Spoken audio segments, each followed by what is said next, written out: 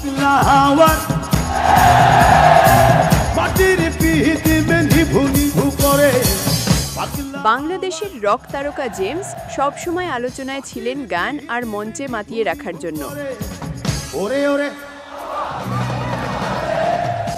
কিন্তু ব্যক্তিজীবন সেটি সবসময় ছিল আড়ালে।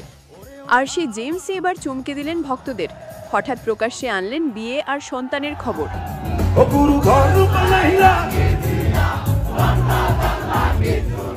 জানা গেছে জেমসের তৃতীয় স্ত্রীর নাম নামিয়া আমিন আনাম, যুক্তরাষ্ট্র প্রবাসী এক নৃত্যশিল্পী।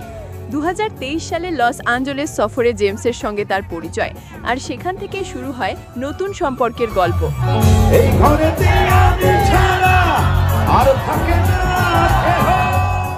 2024 সালের 12 জুন ঢাকায় হয় বিয়ে। এরপর বনানীতে বসবাস শুরু এই নবদম্পতির। চলতি বছরের 8 জুন যুক্তরাষ্ট্রে জন্ম নেয় তাদের প্রথম সন্তান জিবরান আনাম। নতুন জীবনের আনন্দে ভাসছেন জেমস। বললেন, আল্লাহর অশেষ কৃপায় ভালো আছি, যতদিন বাঁচি গান গেয়ে যেতে চাই।